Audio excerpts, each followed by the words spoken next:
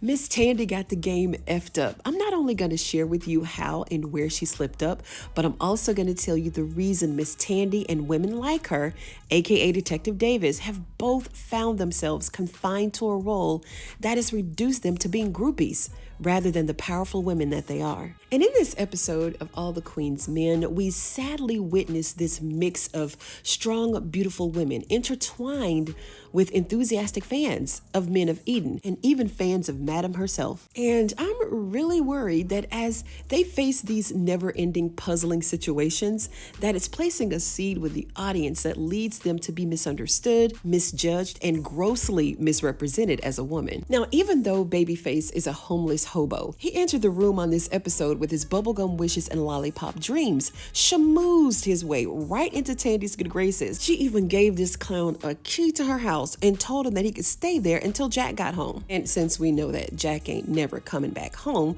we can all guess where this is going to end up. He has somehow convinced her to believe that she needs him for one reason or the other. And on some level, the disturbing part is he might be right. I mean, he went over to her house and played his card at the right time. And this is where she messed up. She let him in. Pun intended. Now we know that Rayshawn is on his way back to Alabama, in which him actually telling these other two stooges exactly where he was going was a gruesome mistake, but that's another video. And Jack is now dead, so who else is she gonna lean on? Face is already ahead of the game, talking about that insurance money. She told him to tread lightly on that, but apparently he knows exactly what he's talking about. Now, don't get me wrong, Miss Tandy is nobody's angel, but look at what he says about her behind these doors in the locker room. I'm staying at the house while her husband in the hospital. When I tell you, it's nothing but 5-star treatment. Look, your boy is set. King shit. There is so much to unpack from their storyline alone, but I'm going to try to stay on the surface for the most part. Miss Tandy is a dominatrix sex kitten, right? Who likes it rough.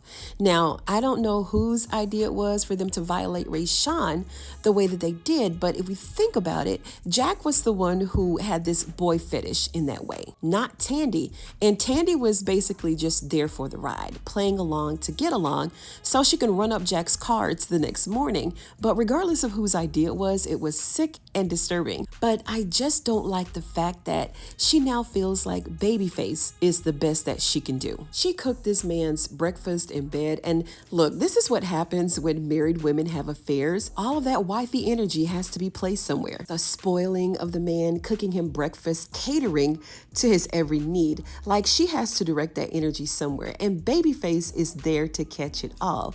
We heard him say it himself. He said he could get used to this, used to the way that Tandy is treating him. Now, this business arrangement, quote unquote, that she has with Babyface, it's centered around her simply paying for some extra attention, but it's also destructive, condescending, and degrading, to say the least. And we all know what Tandy is paying for, right?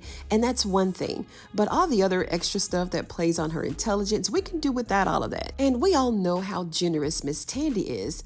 Like, does he really think that he has to try to manipulate her and try to finesse her out of the bag? I mean, it looks like she's gonna give it to him anyway, but maybe there's just a lack of trust there, which is leading them both to be very insecure in that way. And another disturbing part of this episode was how desperate Detective Davis has gotten. The excessive greed has driven her to unethical, selfish behavior, which has jeopardized her relationships and her moral integrity. And don't get me wrong, a woman in her current position just might warrant a little bit of desperation. She's lost her career over this investigation, right? But she's letting her horns show to Madam in the worst way. Every chance she gets, I need some money. I have information. And her exposed horns are crystal clear to someone who is about to take full advantage of her weaknesses and exploit her vulnerabilities. And somewhere along the way, the lines have gotten blurred for Detective Davis, and she's found herself trapped in a role that she never intended. It gets under my skin the way this beautiful woman has to be on the receiving end of Doc's disrespect, which is so out of character for her. And this is the reason I don't like the seasonal breaks, because because sometimes characters can come back to the show the complete opposite of how they left. Because now she has a character flaw of being weak. Self-doubt and insecurity is a far stretch from where she came from, right? Which was a place of bold confidence. And she's a woman, so I do understand the lust that she has in her eyes for Doc, but does this mean that she has to be disrespected and degraded like every time she's on camera with him? Get out. You gotta go. Get out of my apartment. That part. He's literally grabbing this woman by her arm. Well, he tried to grab her by the arm while she's laying there in bed to physically manhandle her and put her out. It seems as if Davis is trying to look at her and Doc's situationship as more than what it actually is. I mean, she wants to lay there and say good morning to each other, cuddle, and go another round. But Doc got something else in mind. And she's grappling at straws here. Does Madam really trust me? I got the lead on the concierge. Tell her I need some money and that I'll do anything she wants me to do.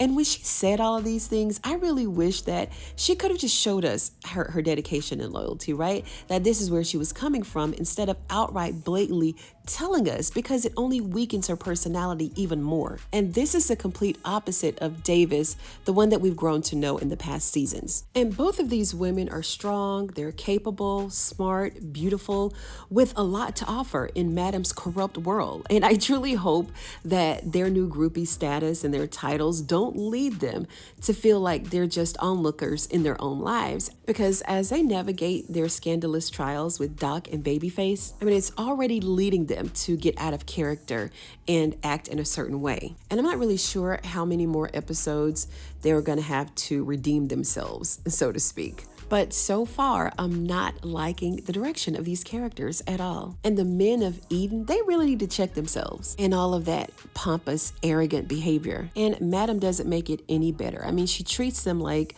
spoiled brats. They get away with everything. And I talked about this in my last video. They're not just breaking small crimes. I mean, they're doing big stuff. Big dog crimes, right? So, and she gets them out of it every time, no matter what it is. But these are just my thoughts. Let me know what you guys thought about Tandy and Detective Davis's newfound discoveries of being just another O in the club down in the comments below. And if you like this video, give it a thumbs up. You know I'd appreciate it. And if you're a fan of all the Queen's men like I am, go ahead and sub to the channel for more videos just like this one. Thank you so much for joining me on today's episode of Ruthless TV, you guys. Don't forget to be good to yourself and to each other. And I'm going to see you in the next one.